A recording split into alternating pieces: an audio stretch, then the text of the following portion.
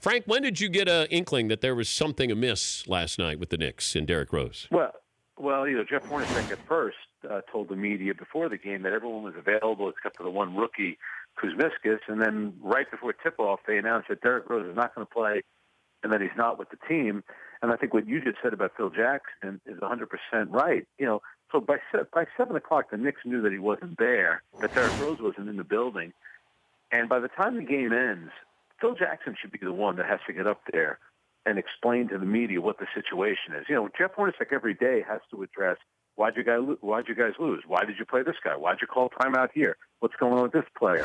He has to answer enough questions. This is something that he shouldn't have to deal with. And I think it shows poor leadership on Phil Jackson's part. And I think it just speaks to the accountability in the franchise. It all starts at the top, and you have Phil doesn't want to be, kind of held responsible for what's going on. Derrick Rose is a no-show, doesn't even feel obligated to call anybody. And even Carmelo, who we all like, it's the third time that he's been kicked out of a game, and it looked like Carmelo was kind of bailing out on his teammates late in the third quarter of the game. Okay, do we know the story about Derrick Rose? Was there a family emergency that he was flying back to Chicago? Did he fly back to Chicago? Yeah, that's the sense from a couple of people have said that he is in Chicago. I don't know the reason why he was there. But I would say this. If it were a family emergency, I can't imagine that whatever it is, whether it's with his son, his mom, his brother, whatever the situation is, I just can't imagine how he can't take what would amount to 30 seconds to text someone in the Knicks organization just to say, I got something going on. I'm not going to be able to make it to the game tonight.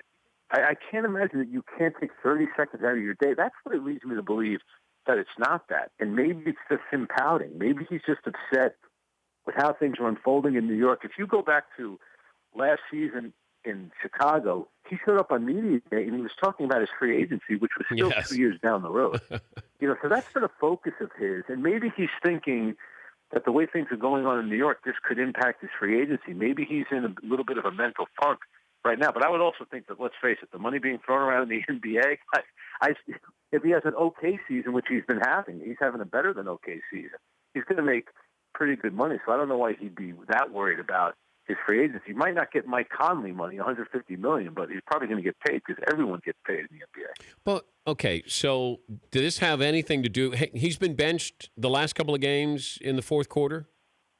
Yes, against Milwaukee he was benched, and that was based on performance, and the Knicks actually came back and won the game, with Ron Baker as their point. They came back from 18 points down. The game on Saturday night in Indiana, they were getting crushed, and then he sat in the fourth quarter. They were down by 29 points in that game. So that's more of a, let's just call off the dogs. We'll get ready for our game Monday against New Orleans. So the one again on Saturday, you would think that he would be able to understand that. And on Friday, how can he be upset? They came back and won the game without him. So 15 hours later, Frank, we don't know anything, right? No, I'm sure by now I would have to think that the Knicks must know something. Maybe they're going to they're trying to get their story straight right now. But it was clear. Here's the other thing, too.